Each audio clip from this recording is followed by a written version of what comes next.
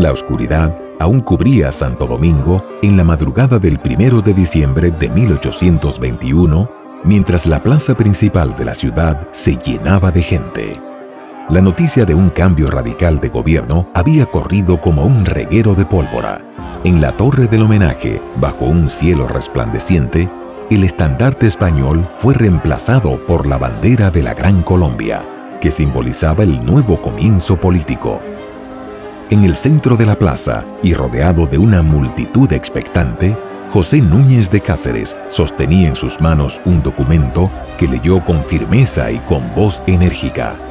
Era la Declaración de Independencia Dominicana, su propia obra. Cada palabra pronunciada era un golpe al antiguo régimen, cada frase un paso hacia la libertad. Al concluir su discurso, proclamó la creación del Estado Independiente de Haití Español, al tiempo que, en ese mismo instante, la plaza se convirtió en escenario de un nuevo capítulo en la historia de Santo Domingo, un testimonio viviente de la audacia y del coraje de un pueblo en busca de su propia identidad. Usted está viendo esto gracias a Fundación Corripio, Indubeca, Banco BHD, Pinturas Tropical. Desde 1801 a 1821, el pueblo hispano dominicano vivió diferentes experiencias traumáticas. Luego de 3 siglos de evolución y gestación de su identidad étnico-cultural, los dominicanos padecieron los siguientes hechos. Cedidos a Francia en 1795, luego invadidos por los haitianos en 1801 y 1805, pretendidos por los ingleses que también deseaban gobernar la isla, gobernados por franceses a partir de 1803, reincorporados a la monarquía española en 1809 y finalmente, tras proclamar su primera independencia, asociados al proyecto federativo de la Gran Colombia en 1821. En 1814, a raíz de la expulsión de los franceses de la península ibérica, el Santo Domingo español nueva vez pasó a ser posesión de España en virtud del Tratado de París. Tal circunstancia, sin embargo, en nada benefició a la colonia, porque para esa época España también enfrentaba las rebeliones armadas de sus antiguas posesiones en la América del Sur, razón por la cual mostró poco interés para ayudar a sus súbditos hispano-dominicanos. El colectivo, por tanto, vivió atrapado en una especie de letargo, sufriendo las consecuencias de un lento y progresivo languidecimiento social. Una célebre quintilla del padre Juan Vázquez, cura de la parroquia de Santiago, interpretó el sentir popular respecto de las vicisitudes y cambios de intervenciones extranjeras por las que atravesó el pueblo dominicano. Ayer español nací, a la tarde fui francés, a la noche etíope fui, hoy dicen que soy inglés, no sé qué será de mí. En 1821, la colonia española se hallaba colocada frente a una compleja disyuntiva: continuar relegada a un plano de poca significación para la madre patria o ser absorbida por sus vecinos de Occidente que habían retomado la vieja teoría luberturiana según la cual la isla de Santo Domingo era una e indivisible. La población de la colonia no excedía de 80,000 personas, distribuida entre 5 pueblos principales que se llamaban provincias y unos 20 poblados que recibían la designación de comunes. El descontento era general, sobre todo por la miseria en la que la guerra de la Reconquista había sumergido al país. La economía estaba en crisis, las arcas del gobierno estaban vacías, que dependían casi exclusivamente de la ayuda externa, principalmente de Cuba y Venezuela. Durante el período conocido como la España Boba, había una especie de subsidio, conocido como el situado, que llegaba esporádicamente. Además, el comercio había colapsado y la administración pública sufría los efectos de una burocracia ineficaz. Los militares estaban insatisfechos por la falta de pago, de comida adecuada y de vestimenta, entre otros problemas. Ante ese panorama tan desalentador, se imponía tomar una decisión acorde con el deseo de la generalidad de la población, víctima de la incertidumbre e insegura de su futuro. Fue entonces cuando el doctor José Núñez de Cáceres, hombre de gran formación académica y de extensa carrera administrativa en el gobierno colonial, emprendió el difícil proyecto de fundar un Estado independiente. Varios factores determinaron la voluntad y decisión del colectivo para disolver los vínculos de dependencia con España. La incapacidad de España para atender adecuadamente a las necesidades de la colonia, primero por razón de la guerra en Europa y luego por las insurrecciones suramericanas. La languidez total de la cultura y de la economía en Santo Domingo y la convicción de que, en vista de la situación española, poco se podía esperar de la metrópoli para salir del letargo. La creciente amenaza de Haití, pues los rumores e incidentes que indicaban la proximidad de un movimiento militar contra la parte oriental de la isla que ya no estaba bajo la soberanía de España. El éxito de las armas separatistas en la mayor parte de la América española, pues ya para 1820 era evidente el triunfo final de las fuerzas independentistas en contra de España.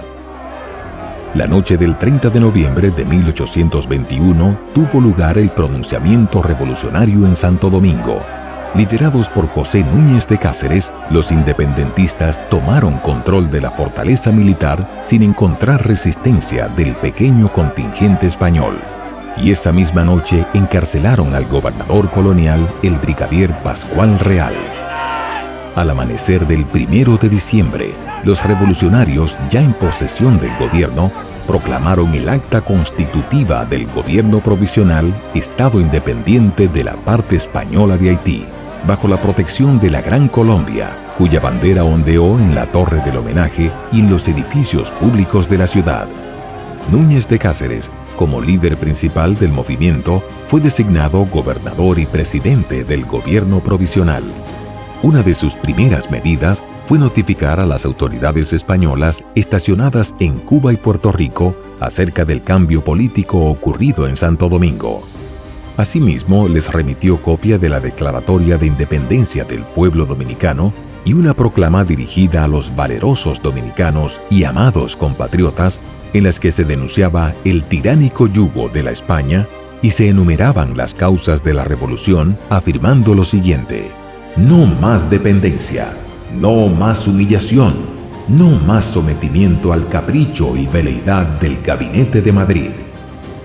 De igual manera, el nuevo gobernante dominicano estableció contacto con el presidente haitiano Jean-Pierre Boyer, quien ya había consolidado su poder tras unificar bajo un solo gobierno las regiones del sur y del norte de su país, a fin de informarle que los dominicanos se habían proclamado independientes, decididos a establecer una república sobre bases democráticas, y por tanto lo invitaban a concertar un acuerdo de paz, colaboración y mutuo respeto entre ambos pueblos.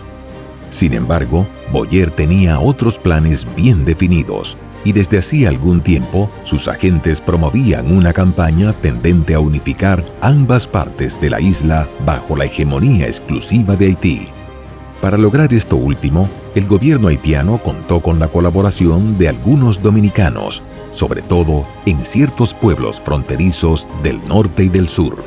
El propio Boyer, en comunicación dirigida a Núñez de Cáceres, expresó sus planes para absorber el Santo Domingo español.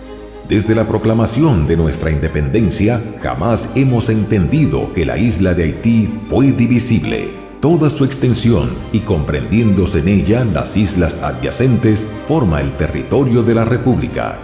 Y para que no hubiera dudas respecto al próximo paso que daría el gobierno haitiano, Boyer sentenció: es necesario no hacerse ilusiones. Dos estados separados no pueden coexistir ni mantenerse independientes el uno del otro en la isla que nos cobija desde los más remotos orígenes históricos. En función de esas consideraciones, Boyer amenazó y cumplió con invadir militarmente la parte española de Santo Domingo. Todo parece indicar que Núñez de Cáceres no midió el riesgo de enfrentar a Haití tras declarar la separación de España, debido a que la mayoría del pueblo no estaba preparada para defenderse de un ejército numeroso y bien entrenado como el que entonces tenían los haitianos. La creencia general era que mientras la colonia permaneciera bajo la protección de España, los haitianos no se aventurarían a invadir Santo Domingo. El acta constitutiva, que sirvió de base jurídica al joven Estado, determinó que la parte española de Haití adoptaba el sistema republicano de gobierno. Y en su artículo 4 se especificó que se aliaría con la República de Colombia para convertirse en uno de los estados de esa unión federativa. Y en ese sentido se envió un emisario a Caracas, el doctor Antonio María Pineda, con el fin de gestionar el apoyo de Simón Bolívar. ¿Qué indujo a Núñez de Cáceres a declararse independiente bajo la protección de la Gran Colombia? Procedió de esa manera, convencido al parecer de que el Estado vecino respetaría esa decisión, pues en 1816 el gobierno que presidía el general Alexandre Pétion había brindado un valioso respaldo a Simón Bolívar para su proyecto libertador en contra de España. No obstante, los esfuerzos del emisario dominicano en Caracas no tuvieron éxito. Bolívar se hallaba en campaña fuera de Caracas y todavía no había culminado su campaña libertadora en el continente suramericano. El pueblo dominicano quedó prácticamente aislado, sin que ninguna potencia extranjera pudiera asistirle para garantizar y asegurar su independencia, ni mucho menos protegerlo frente a una invasión militar procedente de Haití. De esa manera culminó el primer ensayo independentista dominicano, que por su corta duración los historiadores han llamado la independencia efímera. El 9 de febrero de 1822, Jean-Pierre Boyer tomó posesión de la parte española de Santo Domingo al frente de un ejército de 12.000 soldados, y a partir de ese día el pueblo dominicano fue compulsivamente incorporado a la República de Haití. Comenzó así la dominación haitiana, que duró desde 1822 hasta 1844. Un viaje a la historia llega a ustedes gracias a Fundación Corripio, Indubeca, Banco BHD, Pinturas Tropical,